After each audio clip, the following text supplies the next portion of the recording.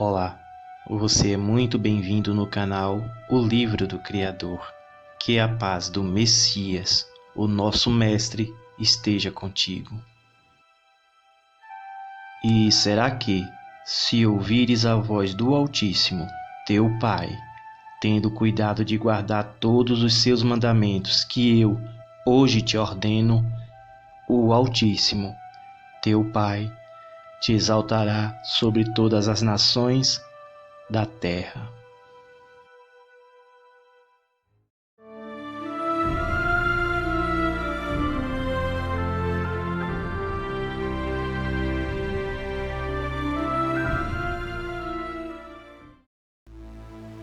Escrita em hebraico, aramaico e grego, as escrituras sagradas influenciou e tem influenciado gerações, sendo o livro mais lido, traduzido e vendido de todos os tempos, no mundo inteiro.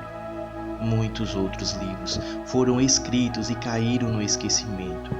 Entretanto, isso não aconteceu com a palavra do Altíssimo.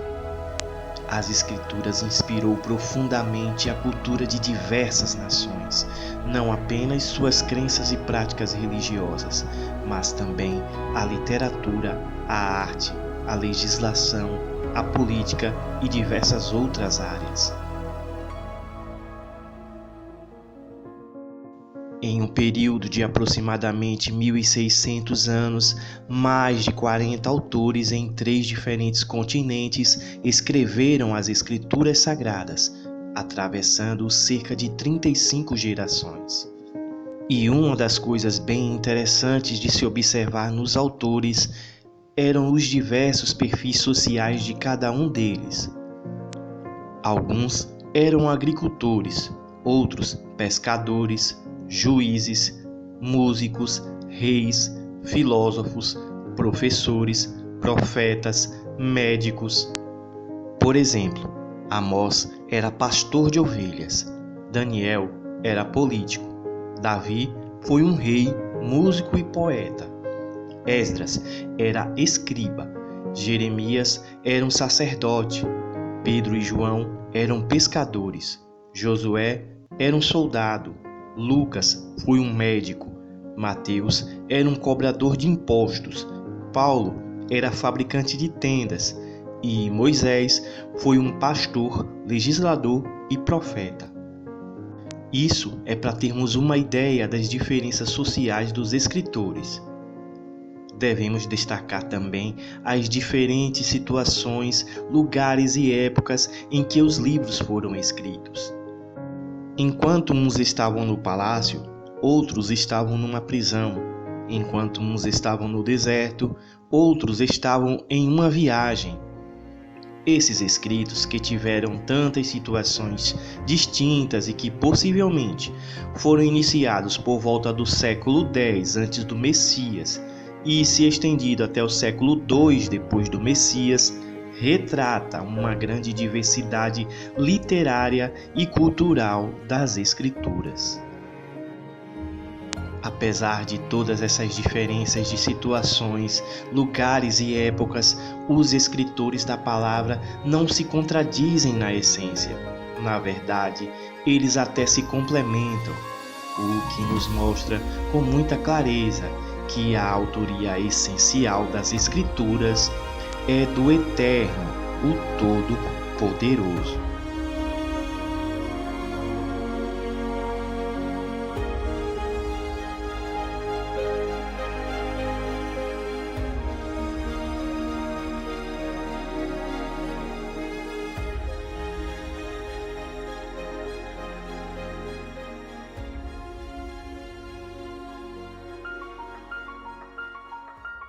Os principais materiais utilizados para a escrita da palavra eram o papiro e o pergaminho. O papiro é um material feito de uma planta aquática que também se chama papiro, muito comum nas margens do rio Nilo, na África. Já o pergaminho era geralmente feito com pele de animais, como vaca, cabra, carneiro ou ovelha, e originou-se possivelmente na cidade de Pérgamo, na Grécia. Esses dois materiais são muito frágeis e se rasgam e desbotam facilmente com a ação do tempo, além de também poderem virar comida de insetos e roedores. Entretanto, orientados pelo Altíssimo, a lei dos judeus exigia que todo rei, quando ascendesse ao trono, escrevesse num livro uma cópia da lei, ou seja, os 5 primeiros livros das Escrituras hebraicas.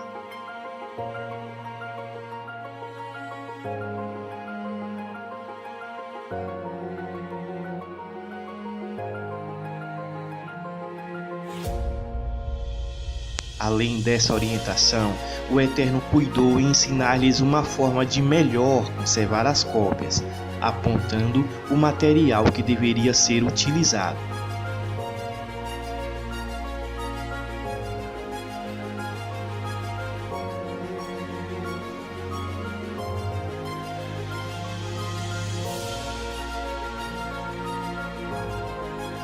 Além disso, copistas profissionais fizeram diversas cópias das Escrituras, e também, na época do Salvador, havia manuscritos em sinagogas de toda Israel, e até em lugares bem distantes, como a Macedônia.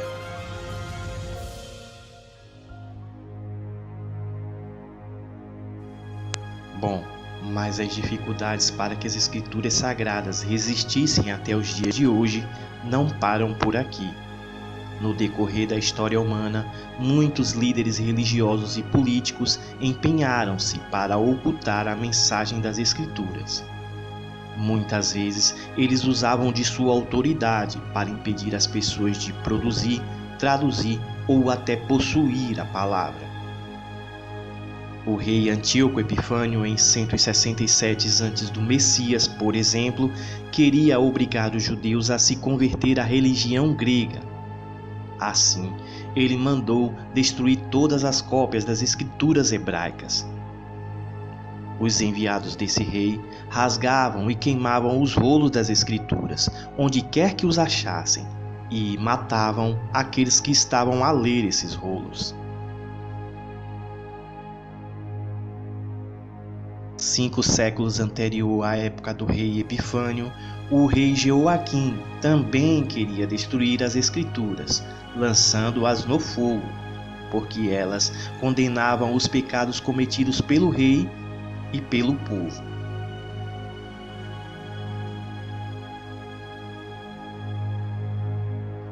Já na Idade Média, período bastante conturbado da Igreja Católica, ocorreu que líderes religiosos se irritaram porque membros comuns da Igreja estavam pregando a palavra, ao invés de ensinar as doutrinas católicas.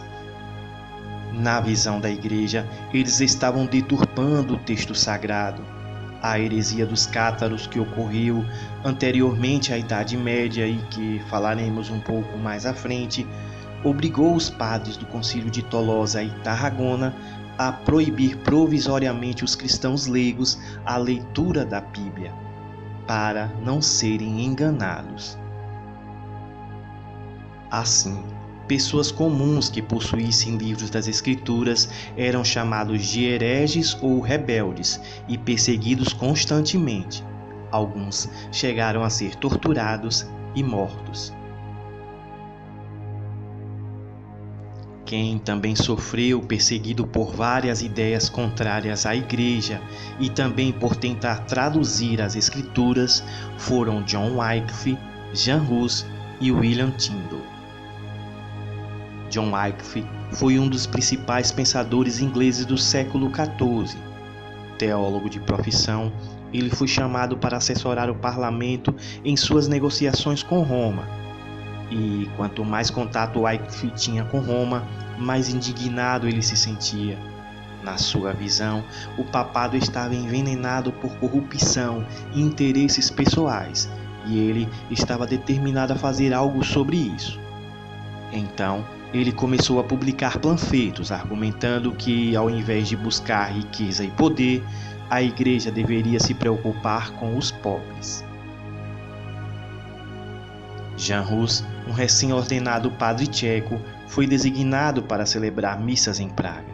Inspirado pelos escritos de Wycliffe, que então circulavam pela Europa, Hus usou sua posição para fazer campanha pela reforma administrativa e pelo fim da corrupção na Igreja. E, por fim, William Tyndale, famoso tradutor que morava na Inglaterra. Tyndale aproveitou-se que a impressão em papel estava se tornando mais comum e achou que era o momento certo para uma tradução acessível e atualizada. No entanto, rapidamente se deu conta que ninguém em Londres estava disposto a ajudá-lo, nem mesmo seu amigo, o bispo de Londres, Cuthbert Tunstall. Bom, depois de muitas turbulências, perseguições e fugas, eles conseguiram concluir suas traduções, e as cópias logo se espalharam na Europa, de forma ilegal, evidentemente. Entretanto, Jan Hus e William Tyndale acabaram sendo presos e sentenciados à morte, queimados na fogueira.